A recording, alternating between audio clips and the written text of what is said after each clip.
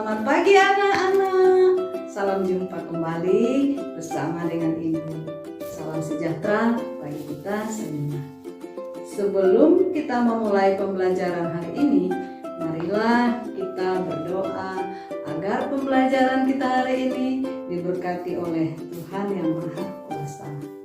Pada kesempatan ini, Ibu akan menyampaikan pembelajaran kelas 5, tema 3, makanan sehat, subtema 2, pentingnya makanan sehat bagi tubuh. Pembelajaran 3. Tujuan pembelajaran yang akan anak-anak capai adalah 1. Melalui pengamatan gambar, anak dapat menjelaskan bagaimana sayur dan buah dapat sampai ke rumah. Yang kedua, melalui penjelasan guru, siswa dapat menjelaskan aspek sosial dan ekonomi untuk kesejahteraan sosial masyarakat sekitar. Yang ketiga, melalui penjelasan guru dan mengamati gambar, siswa dapat menyebutkan kebiasaan yang mengikat masyarakat dalam waktu panjang. Nah, anak-anak, coba kalian perhatikan gambar kegiatan yang terdapat di pasar. Itu ada pada buku kalian. Nah, bagaimana suasananya? Siapa saja yang terlibat dalam kegiatan tersebut?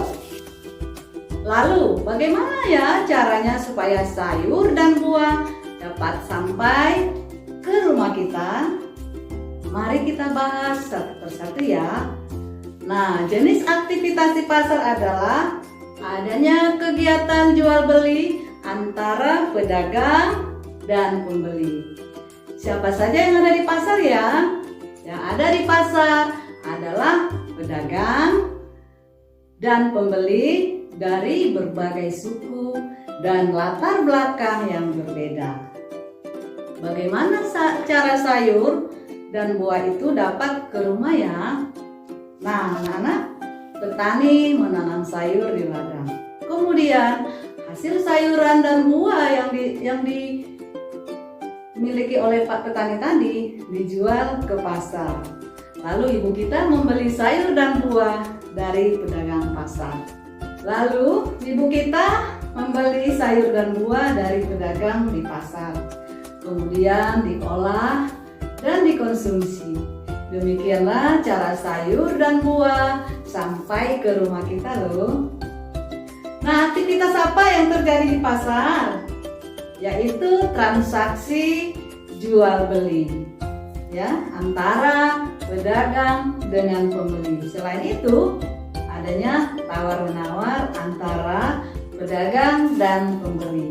Semua kegiatan di pasar menggabungkan aspek sosial dan ekonomi. Di pasar, masyarakat melakukan kegiatan jual beli untuk memenuhi kebutuhan sehari-hari. Selain itu, masyarakat juga dapat melakukan kegiatan sosial dengan berinteraksi dengan anggota masyarakat. Semua aktivitas menggunakan aspek sosial dan ekonomi dalam setiap daerah itu ya. Aspek sosial, diulangi, aspek sosial dan ekonomi yang dimasukkan untuk meningkatkan taraf hidup atau kesejahteraan sosial yang disebut pembangunan sosial. Kesejahteraan sosial tidak hanya berkenan dengan terpenuhinya kebutuhan material, tetapi juga spiritual. Dengan demikian, memungkinkan semua warga negara Indonesia mengembangkan dirinya dengan memiliki rasa kesejahteraan sosial yang tidak hanya berkenaan dengan terpenuhinya kebutuhan material, tetapi juga spiritual. Dengan demikian, memungkinkan semua warga negara Indonesia untuk dapat bersosialisasi terhadap sesama di lingkungannya. Pembangunan sosial dimaksudkan adalah untuk meningkatkan kesejahteraan sosial, di mana kebutuhan sosial setiap anggota masyarakat dan secara sosial, ekonomi, spiritual. Dalam melakukan aktivitas kehidupan untuk meningkatkan kesejahteraan sosial, tak jarang kita akan berhadapan dengan keanekaragaman yang tinggi. Contohnya tadi, yaitu di pasar. Perbedaan apa saja yang kamu temukan di pasar? Yaitu perbedaan harga jual barang, cara menawar antara pedagang dan pembeli, kemudian kualitas barang yang dijual serta kondisi pasar. Apakah orang-orang beraktivitas tersebut memiliki kebiasaan yang sama? Tentunya tidak, anak-anak.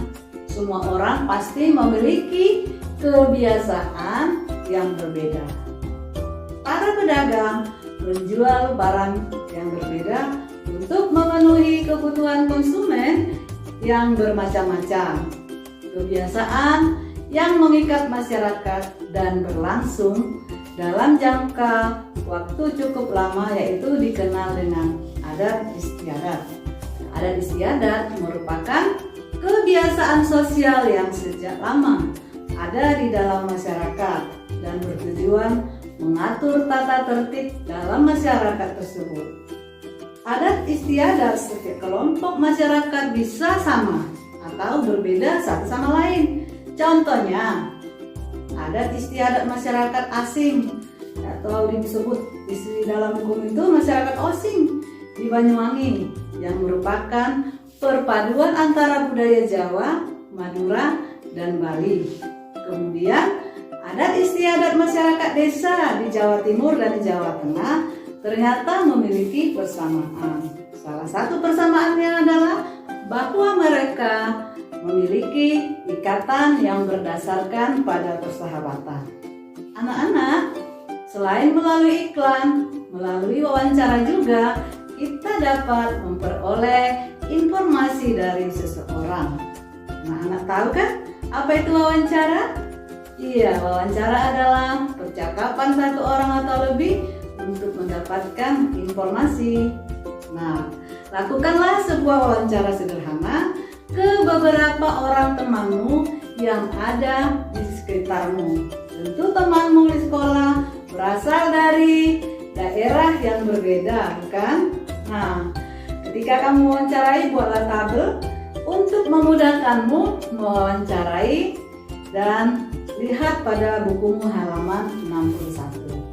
Nah, di situ ada asal daerah, kemudian adat istiadat dan adat istiadat yang biasa dilakukan.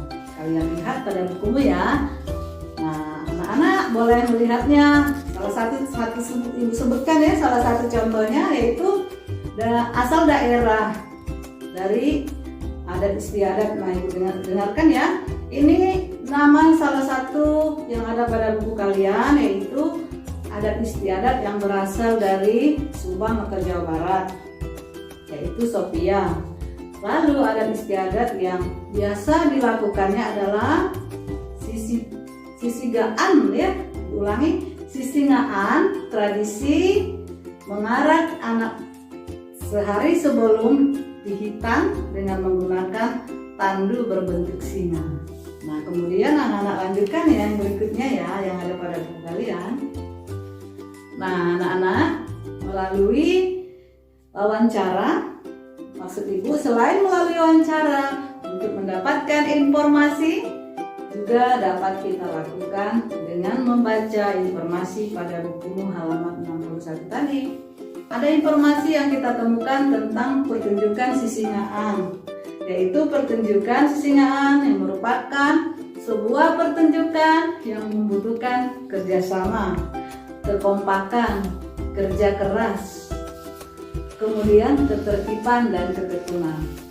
Semua orang dari segala lapisan masyarakat yang beraneka ragam dapat ikut dalam iring-iringan tersebut. Iring-iringan dilakukan sambil mengitari kampung hingga akhirnya iring-iringan kembali ke tempat semula. Itu ada pada buku kalian ya. Tanpa adanya kerukunan, tentu kerjasama yang baik tidak dapat terwujud dengan baik. Perhatikan contoh-contoh iklan yang ada pada buku kalian ya. Di situ ada tertulis ya pada gambar bukumu, hidup rukun, cermin budaya bangsa Indonesia. Masih ingatkah kalian dengan iklan media cetak? Apa isi pesan yang dapat kamu temukan dalam kalimat tadi ya? Iya, isi pesan pada iklan tadi adalah hidup rukun adalah cermin budaya bangsa Indonesia. Apa jenis bahasa yang digunakan dalam iklan tersebut? Ya, bahasa yang menarik dengan ragam bahasa resmi. Lalu apa ya perbedaan bahasa iklan itu dengan bahasa sehari-hari? Bahasa sehari-hari adalah bahasa yang tidak resmi. Sedangkan bahasa pada iklan adalah ragam bahasa resmi. Ragam bahasa resmi artinya adalah ragam bahasa yang digunakan dalam situasi resmi atau formal. Ragam bahasa resmi maka misalnya pada surat dinas, pidato, dan makalah atau karya tulis. Jika percakapan sehari-hari memiliki bahasa yang berbeda dengan iklan media cetak, maka iklan media elektronik juga memiliki bahasa yang berbeda dengan iklan media cetak. Sebagai tugas akhir kalian, tentukan satu jenis iklan media cetak dan media elektronik yang kamu sukai. Kemudian tuliskan kata kunci yang terdapat pada iklan tersebut.